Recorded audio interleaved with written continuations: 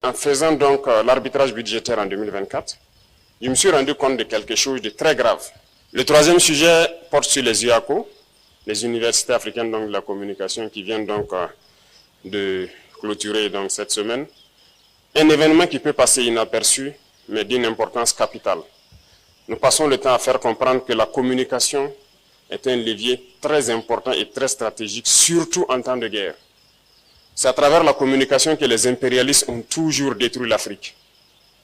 Toutes ces guerres, ces divisions, ces haines qui sévissent sur le continent, depuis l'esclavage jusqu'à nos jours, c'est à travers la communication d'abord. Et ça continue avec le néocolonialisme qui sévit aujourd'hui. Par la communication, ils essaient toujours de nous dresser les uns contre les autres. Dieu merci aujourd'hui, à travers nos Waïnia, à travers nos Birsé, ils ont réussi à inverser la tendance, à déconstruire tous les mensonges de l'impérialisme. Nous les rendons hommage pour cela, quoi qu'il faille continuer à encadrer cette communication.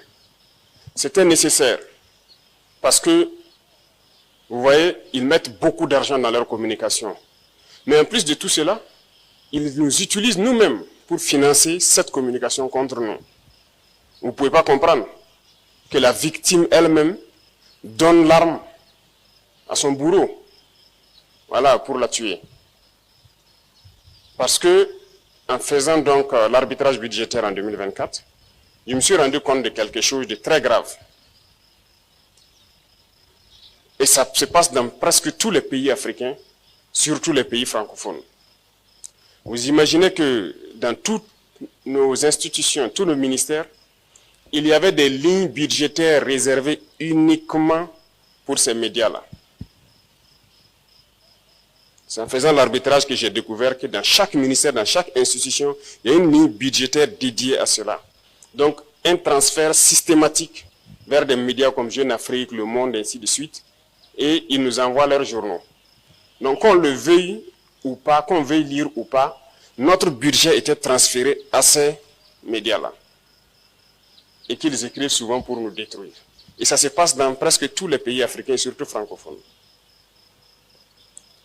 Mieux, ils ont trouvé le stratagème de trouver dans nos pays des sociétés, généralement des sociétés d'État, qui sont vraiment posées financièrement pour être actionnaires de leurs médias. Et vous savez qu'un média, ça ne produit pas forcément quelque chose.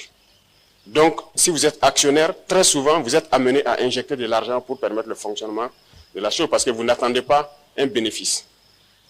Et là aussi, on vient de le découvrir il n'y a pas très longtemps, avec le nouveau directeur général qui est arrivé dans une société. Il se trouvait que la société au Burkina Faso est actionnaire donc, de ces médias-là.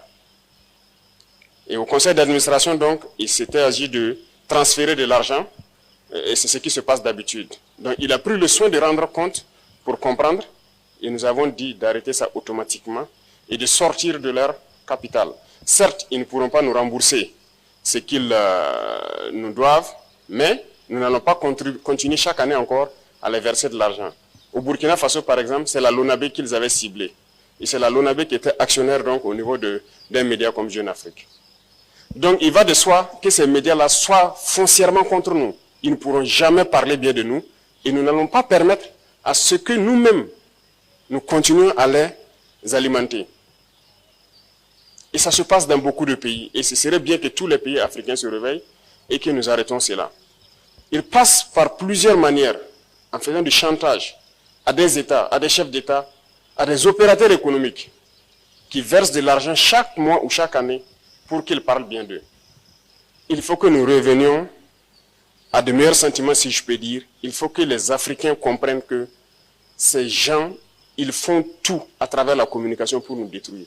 Et à un moment donné, il faut dire stop et reprendre le relais nous-mêmes. Voilà pourquoi plusieurs fois j'ai interpellé des communicateurs, des hommes des médias, pour que nous communiquions pour notre patrie. C'est la meilleure chose. Rien que les conflits en Afrique, regardez le désastre que ça fait, il faut que nous comprenions que la communication est une arme redoutable. C'est dangereux pour nous lorsque eux ils communiquent, mais c'est à leur avantage lorsqu'ils communiquent contre nous. Donc il y a un choix à faire. Il n'y a pas quelqu'un qui puisse prendre la parole et dès que vous prenez la parole pour parler, il n'y a pas d'impartialité. Vous prenez parti. Donc, quand on se dit aujourd'hui journaliste ou communicateur, vous ne pouvez pas être impartial. Il faut que les gens choisissent, soit ils sont pour la patrie ou contre la patrie. C'est un événement très important et nous sommes en train de créer des structures ou des événements où les gens pourront communiquer, continuer de communiquer pour conscientiser la jeunesse, pour réveiller les Africains et que nous revenons à nos valeurs fondamentales et se concentrer, nous unir et travailler pour nos pays. Donc j'invite tout un chacun, partout où nous sommes, peu importe la situation, si nous avons à communiquer, nous devons beaucoup faire attention.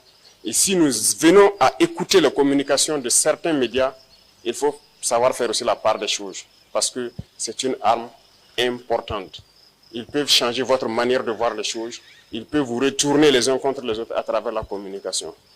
Donc sur ce, je vous souhaite encore beaucoup de courage pour le trimestre qui est en train de commencer, qui est le dernier, et surtout à mettre les bouchées doubles pour que le budget de l'année 2026, qui va donc se préparer au cours de ce trimestre-là, puisse être un budget qui nous permette d'investir de façon optimale pour notre pays. Merci beaucoup à tous. Je vous souhaite une très bonne semaine et que Dieu protège notre chère patrie. La patrie ou la mort, nous vaincrons.